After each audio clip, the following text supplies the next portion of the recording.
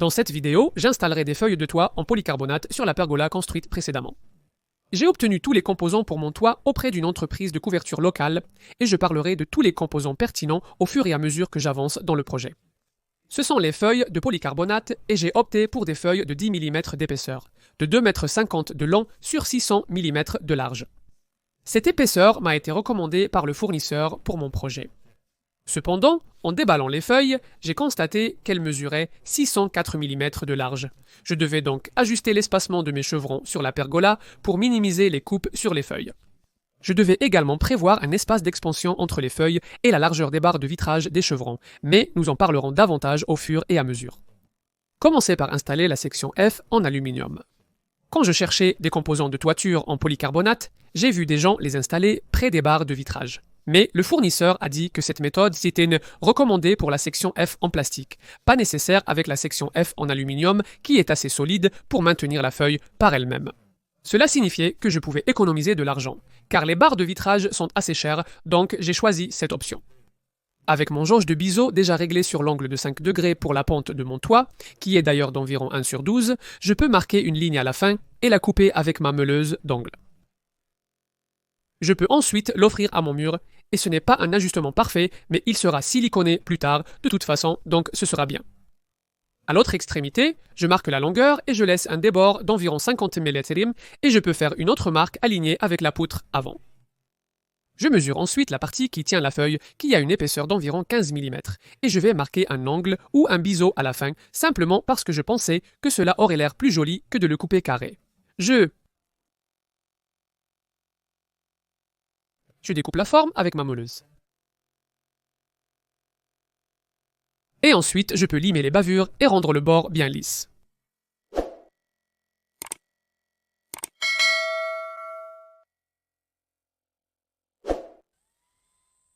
Ensuite, je peux l'ajuster en perçant des trous pilotes et en utilisant des vis de charpente de 40 mm. Ils peuvent être un peu excessifs pour cette application, mais je les utilise car ils me restaient d'un projet précédent. Je sais qu'ils sont bons pour une utilisation extérieure et cela m'évite un nouvel achat. J'ai ajouté une pointe de silicone avant de visser pour empêcher l'eau de pénétrer dans le bois. J'ai ajouté 5 éléments au total pour assurer la longueur en les espaçant également pour l'esthétique. Ensuite, j'applique du silicone à la jonction avec le mur. C'est assez délicat de faire ça tout en tenant une caméra, mais j'ai réussi au final. L'extrémité de la feuille de polycarbonate rencontrant le mur doit être scellée pour empêcher les insectes ou la saleté de pénétrer dans les flûtes. J'ai acheté du ruban adhésif en aluminium pour cela, mais à l'arrivée des feuilles, les extrémités étaient déjà scellées, m'épargnant un travail. Je propose ici la première feuille pour marquer la longueur à couper. J'ai retiré une partie du film protecteur déformé. J'utilise mon rail de guidage et une équerre pour couper perpendiculairement à la feuille. La scie à rail a bien fonctionné pour couper la feuille à la bonne longueur. Vous pourriez également utiliser une scie circulaire pour cela, ou une scie sauteuse ou une scie à main, et plus il y a dedans, plus la coupe est nette. Il restait des copeaux dans les cannelures de la feuille, alors je les ai aspirés. Le bas de la feuille doit aussi être scellé, mais un ruban adhésif en tissu respirant est idéal car il laisse passer l'air, ce qui aide à évaporer l'humidité pouvant pénétrer à l'intérieur. Je l'ai acheté sur Amazon, lien ci-dessous.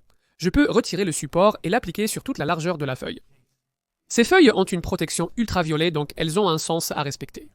Celui-ci dit toujours installé de cette façon, c'est donc ce que je vais faire. Je ne suis pas sûr de ce que signifie ou à l'extérieur, cela n'a aucun sens pour moi. Ici, je l'installe dans la section F. Pour sécuriser l'autre côté, il me faudra une barre de vitrage avec des chevrons. Une partie en aluminium est fixée au chevron. Il faut laisser quelques millimètres de chaque côté de la feuille pour permettre sa dilatation et sa contraction. J'ai laissé environ 4 à 5 mm de chaque côté de la feuille. Pour fixer la partie en aluminium, j'applique une pointe de silicone et visse une vis de terrasse. J'en avais en réserve et elles sont adaptées pour l'extérieur, donc je les ai utilisées à nouveau. L'humidité a peu de chances de pénétrer dans cette barre de vitrage une fois le capuchon en place. Le silicone était à portée de main, donc je l'ai utilisé par précaution, même si c'était un peu superflu. Les vis ne doivent pas être à plus de 100 mm des extrémités de la ferme et pas plus de 500 mm l'une de l'autre. Puis, je peux couper le surplus de la barre de vitrage. Il est plus facile de couper ceci à la longueur avant de l'installer sur le toit. Je commence à comprendre comment tout s'assemble et je procéderai ainsi dorénavant. Ensuite, j'adapte l'enceinte en feuilles plastiques à l'avant des feuilles. Cela fait plusieurs choses. Il a un bord de goutte pour permettre à la pluie de s'écouler loin du toit. Il a ses arrêts pour s'assurer que l'air peut toujours entrer à l'extrémité des feuilles pour évaporer toute humidité. Et cela donne aux extrémités des feuilles un aspect plus fini. Le matériel est coupé à la longueur et j'applique un cordon de silicone sur le bord supérieur du ruban respirant avant d'ajouter la garniture. C'est difficile à faire tout en tenant une caméra, d'où mon travail approximatif. Assurez-vous que votre silicone est compatible avec le polycarbonate avant de l'appliquer, car certains peuvent endommager les feuilles. Celui-ci est à bien compatible. J'ai lissé avec mon doigt pour éliminer l'excès, puis je peux glisser sur la fermeture d'extrémité. J'ai trouvé juste assez d'espace pour serrer l'extrémité de la fermeture de la feuille dans la section F pour un aspect plus fini. Mais il est crucial de laisser un espace à la fin pour la circulation de l'air.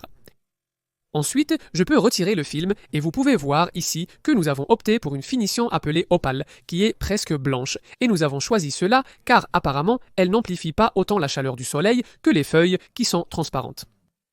Avant de passer à la feuille suivante, je veux juste m'assurer que ce joint en caoutchouc est correctement installé dans la rainure en aluminium des deux côtés pour m'assurer d'obtenir un bon joint, car je ne pourrai pas y accéder très bien une fois que la prochaine feuille sera proposée. Avec la première feuille installée, j'avais l'impression d'avoir compris comment tous les composants s'assemblent à ce stade. Alors j'ai coupé toutes mes barres de vitrage à la longueur, puis je peux les installer toutes de la même manière qu'avant. Quand la prochaine feuille est placée, je peux me pencher pour installer la barre de vitrage entre elle et la précédente. Je devrais utiliser un maillet en caoutchouc plutôt que ma main pour installer le capuchon en plastique. Gros plan montrant comment la garniture en plastique s'insère dans la barre d'aluminium, verrouillant la feuille en place avec les joints en caoutchouc. Design astucieux. L'avant-dernière feuille est en cours d'installation pour avancer.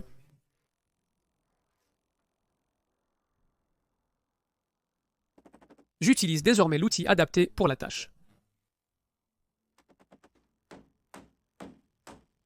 J'ai fait mon dessin pour la pergola bien avant que mes feuilles de polycarbonate et accessoires ne soient délivrées. Et à ce moment-là, je devais essentiellement deviner à quelle distance éloigner mes chevrons, car je ne savais pas combien d'espace laisser pour les barres de vitrage qui se situent entre les feuilles. Malgré mes recherches approfondies sur Internet, je n'ai pas trouvé de réponse. J'ai supposé qu'environ 15 mm serait approprié, ce qui s'est avéré correct. J'ai aussi présumé l'écart de dilatation entre les barres et les feuilles, car les infos en ligne variaient beaucoup. De plus, les feuilles reçues mesuraient 604 mm de large alors que j'attendais 600 mm comme commandé. Il y avait donc beaucoup de variables et d'informations contradictoires sur Internet, mais mes estimations à partir de mon dessin n'étaient finalement pas si éloignées. J'ai dû couper une petite partie de la largeur de ma dernière feuille, mais c'était une si petite quantité, probablement seulement environ 12 millipestites ou quelque chose comme ça, que je n'avais pas besoin de m'inquiéter de couper une petite quantité sur chaque feuille pour m'assurer esthétiquement qu'elles avaient toute l'air correcte, car l'œil ne va jamais remarquer qu'une feuille est légèrement moins large que les autres. Donc c'était bien.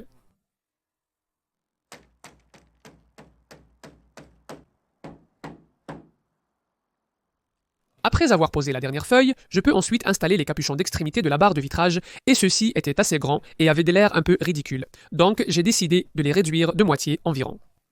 J'utilise ce coupeur avec une lame de couteau installée, que mon oncle m'a donnée. Je ne connais pas le nom exact, mais c'est très pratique. Ces éléments se mettent en place par friction, mais je pourrais ajouter une perle de silicone plus tard. La dernière tâche était d'installer du revêtement là où le toit rencontre le mur. J'ai eu de la chance, du moins je le croyais, car j'avais accès au toit au-dessus, me permettant de me pencher pour l'installer.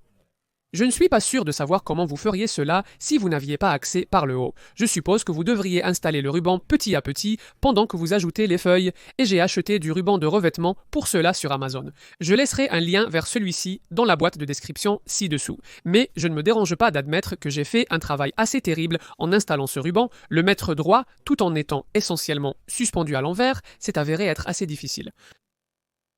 Pour améliorer son apparence, j'avais assez de ruban pour ajouter une couche, fermant l'écart entre le panneau de fascia et le revêtement du bungalow, rendant le tout plus ordonné. Il me restait alors à tailler les extrémités proprement.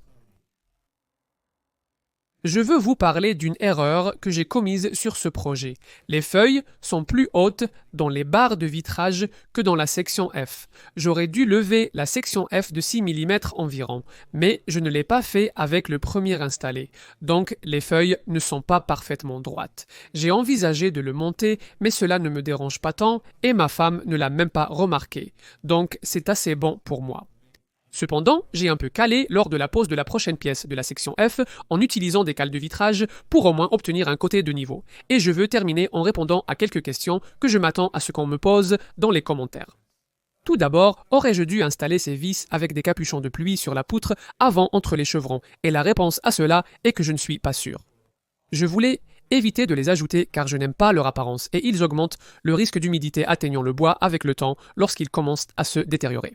Lorsque j'ai contacté l'entreprise où j'ai acheté les feuilles, ils ont indiqué que pour des feuilles de 600 mm de large, je pourrais m'en passer. Cependant, pour une envergure supérieure, elles seraient nécessaires.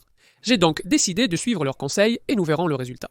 J'ai consulté les instructions d'installation du fabricant des feuilles achetées, espérant y trouver une réponse, mais en vain. Je pourrais les ajouter après coup, mais j'aimerais éviter cela. Si vous connaissez la réponse, faites-le moi savoir.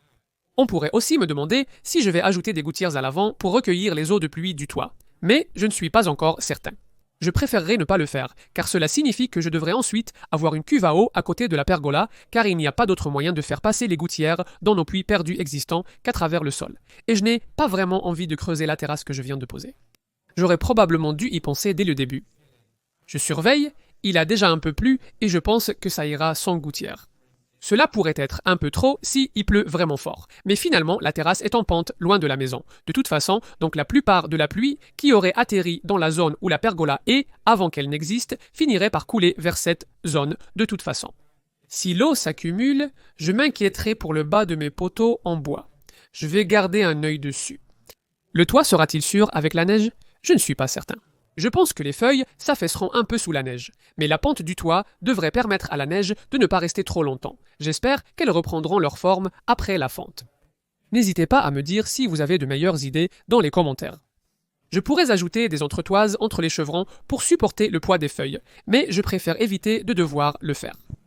Je vais sortir une autre vidéo sur le coût total du travail pour la terrasse, la pergola et tous les matériaux de toiture. Pour deviner le coût total, laissez vos réponses dans les commentaires. Je trouverai un prix pour celui qui s'en rapproche le plus et le révélerai dans la prochaine vidéo. J'espère que la vidéo vous a plu. Abonnez-vous pour plus de contenu chaque semaine.